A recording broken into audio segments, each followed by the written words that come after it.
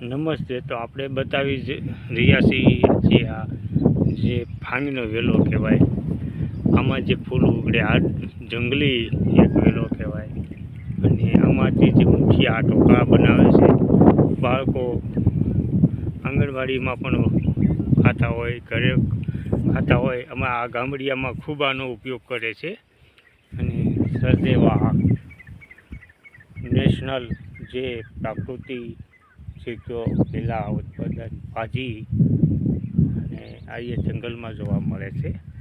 એટલે આ શહેર કે સિટીમાં તો ન મળે, પણ આ જંગલમાં જે ગામડામાં છે એ વસ્તુ આપણે શુદ્ધ ખોરાકમાં મળી રહેતો હોય છે. જે ચોમાસાની ઋતુમાં વરસાદ થયા પછી આ થતા હોય છે.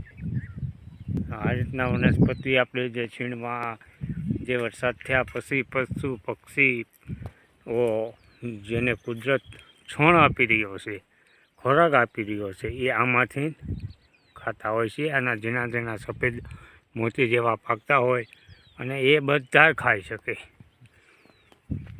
માણસ, પશુ પક્ષી બધા ખાઈ શકે. અને આ જે ફાર્મનું મેં કીધું છે વેલો, તમે જે ભાષામાં કહેતા હોય તે કોમેન્ટ કરજો કે આમાં કેટલા જણા ઓળખે છે અને કેટલા જણાનો ઉપયોગ કરે છે ખાવા માટે. તો આ વનસ્પતિ ચોમાસું વરસાદ થાય એટલે આ વેલા ઉગતા હોય છે. અને જે ગાંઠ બનતી હોય અને શિયાળો ઉનાળો એ ગાંઠ એમનામ જમીનમાં રહેતી હોય એ આપણા કંકોટા કે કંટોલા કે અનેક ભાષામાંથી આને ઓળખતા હોય. એ પણ વેલો આ રીતને થતો હોય છે. આ આપણી ઔષધિ નેશનલ જે પ્રાકૃતિક ખેતી હોય તે આમાં આજે વનસ્પતિ છે ચોમાસું થતી હોય છે.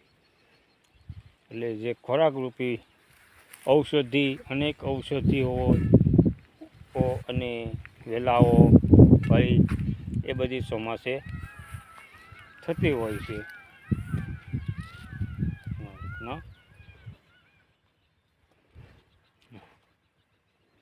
અને એ આપણા ગામડામાં જે શુદ્ધ હવામાન હોય અને એ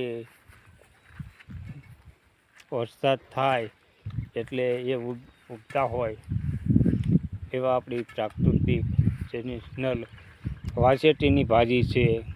અનેક ઔષધિઓ, અનેક ભાજીઓ ડુંગર વિસ્તારમાં જોવા મળે છે. 18 વનસ્પતિ તો ભાઈ આપણે ઘણી વનસ્પતિ એવી હોય છે તો આપણે નામ પણ નથી આવડતા. ઔષધિ છે, ખોરાક રૂપી ભાજી રૂપી છે. કોઈ આપણે એમને ઔષધિમાં ઉપયોગ કરતા હોય છે. કોઈ ભાજીમાં, કોઈ ખોરાકમાં, કોઈ આ રીતે કોઈ પશુ પક્ષી પ્રાણી ઊંટ બકરા આ બધા આની ઉપયોગી કરતા હોય છે ખોરાક રૂપી. અને એ ઔષધિ ચોમાસાની ઋતુમાં જૂન જુલાઈમાં પણ ખૂબ જોવા મળતી હોય છે.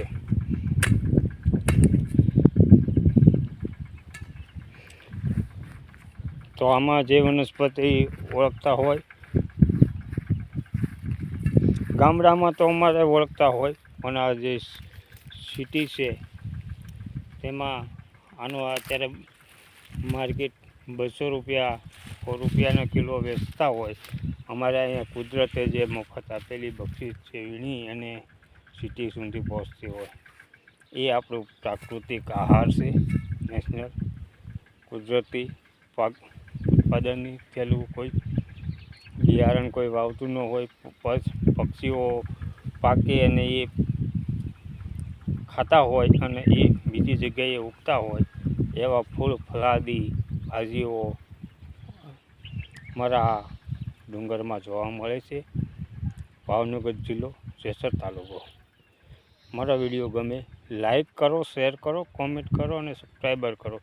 અને લોકોને આ વિડીયો પોગાડો કે ભાઈ ચોમાસાની ઋતુમાં આવી વનસ્પતિ ડુંગરાઓમાં થતી હોય તો આપણે એનો ઉપયોગ કરીએ. જય ગૌ માતા.